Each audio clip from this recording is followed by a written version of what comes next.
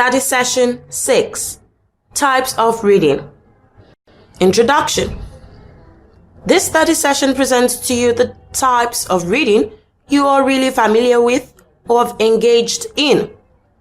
They are in two main subdivisions, general form and general attitude. Under general form, there are two broad sessions of silent and oral reading, while under general attitude, there are work type and recreational reading. You will also be exposed to the following: relationship between oral and silent reading, the importance and value of oral reading, functional situation for oral reading and characteristics of the effective oral reader. Learning outcomes. When you've studied this session, you should be able to 1. Identify the types of reading. 2. Explain relationship between oral and silent reading. 3. Discuss important and functional situation for oral reading. 4. Discuss characteristics of effective readers. Relationship between oral and silent reading.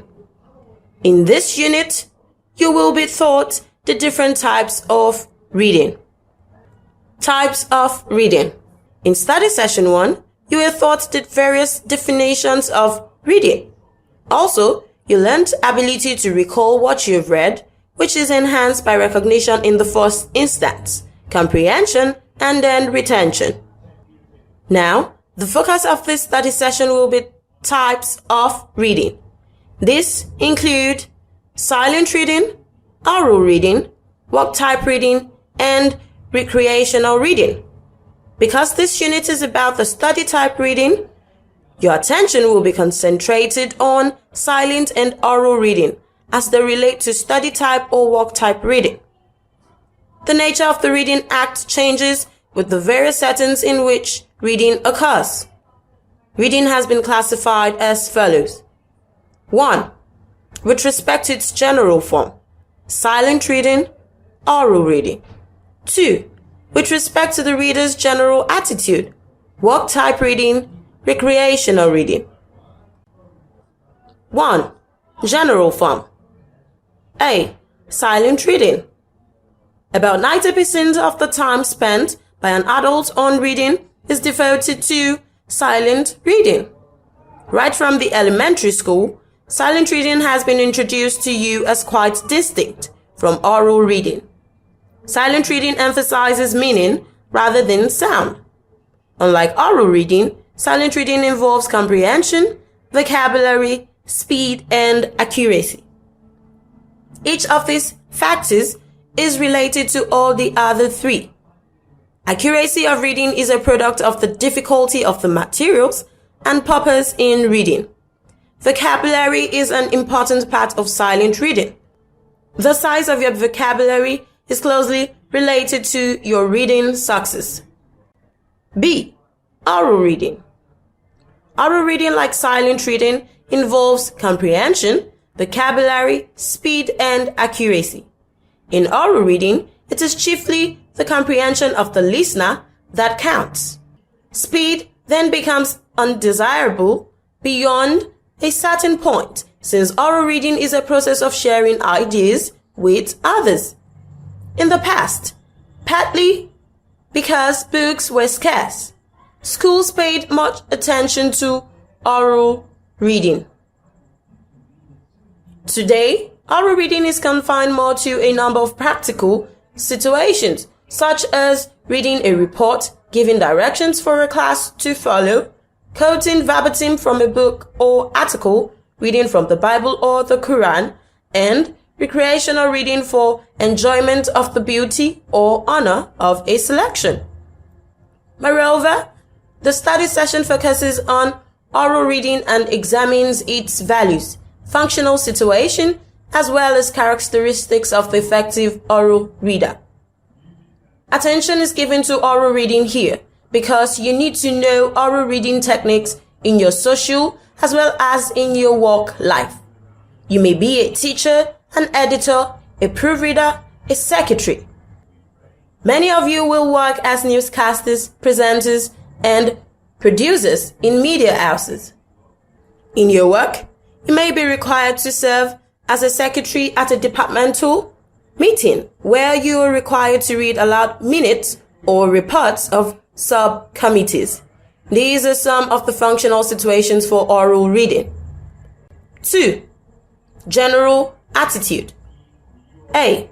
Work type or study type reading. Academic reading is, for the most part, study type reading. Study type reading involves problem solving. In study type reading, you display seriousness in your attitude since you may be seeking for specific points or details, or you may desperately want to solve a problem. This entire course is devoted to study type reading. We simply want to differentiate study type reading from recreational reading now. B. Recreational reading. Recreational reading is mostly for personal enjoyment.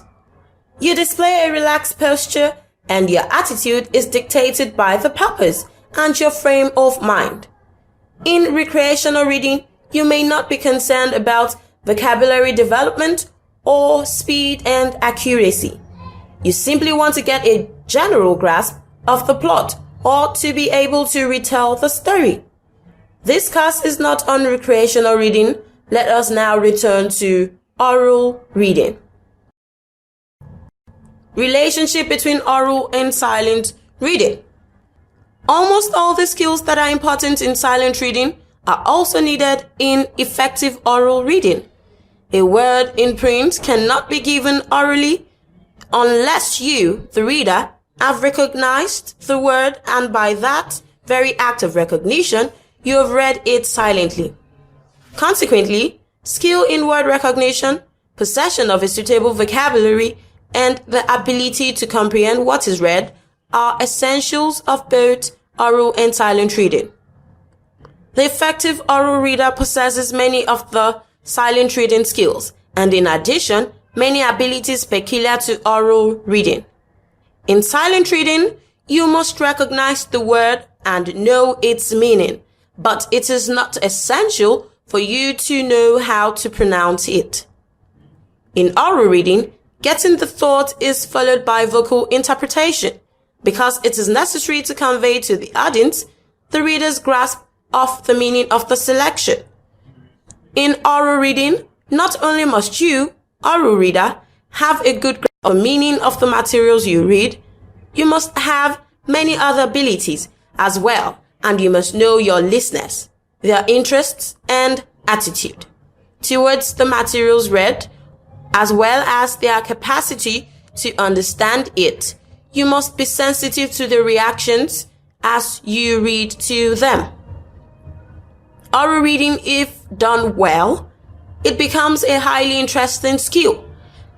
There are instances when the person who is to read orally to a group, for example, a newscaster or a teacher, has ample chance or, as a rule, has an opportunity to read the material silently before he reads it to others.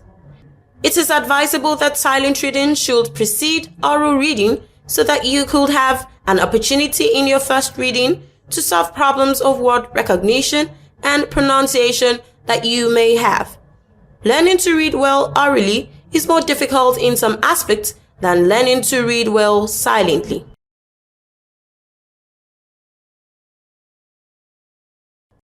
Importance and functional role of oral reading. In this unit, you will examine the importance or value of oral reading. Also, you will be exposed to the functional role of oral reading. Importance and functional role of oral reading. You were taught earlier that most reading is done silently. However, the frequency of the use of oral reading should by no means be the sole determiner of emphasis to be placed on the development of any ability. Oral reading is a valuable skill, as many values can be achieved through oral reading. Oral reading can help you to communicate ideas, provide enjoyment for others, increase vocabulary, and improve speech. Functional situations for oral reading. oral reading should serve a worthwhile purpose. Some of the purposes for which oral reading skill can be relied upon are suggested as follows. A. Reading orally to prove a point. B. Reading the minutes of a meeting. C. Reading in religious gatherings. D. Reading announcements. E. Reading to a class in order to improve pupil skills in oral reading. F. Reading reports to a group of people. G. Reading news to an audience on radio or television. Can you list other situations where oral reading skills may become useful?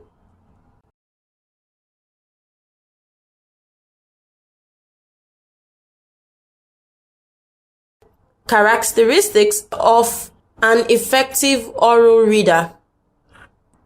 You are going to be exposed to the attributes of an effective oral reader in this unit. When you read orally, your attention must be focused on maintaining or acquiring contact with the audience, on effective phrasing, and on skillful interpretation of the mood the writer seems to portray. Before reading aloud to an audience, you must have confidence in pronouncing, enunciation, and modulation of voice.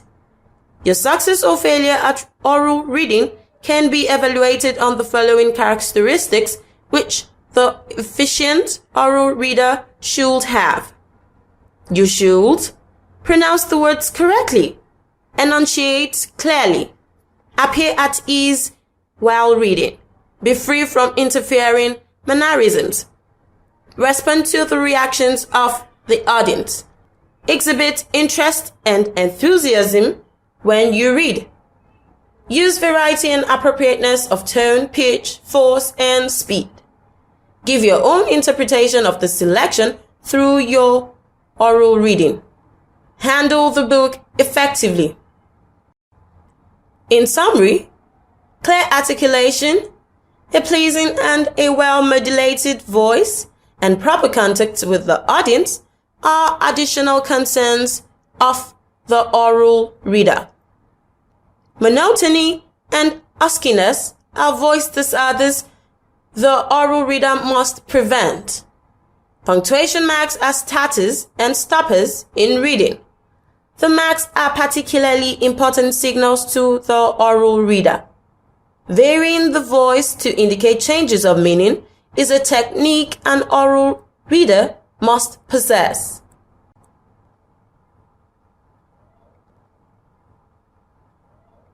Study session summary. This study session has taken you through various types of reading based on general form and general attitude. In the same vein, you've been taught the relationship that exists between oral and silent reading, as well as the importance and functional roles of oral reading. Lastly, it explains to you the attributes of an oral reader. End of study session 6. Thanks for listening.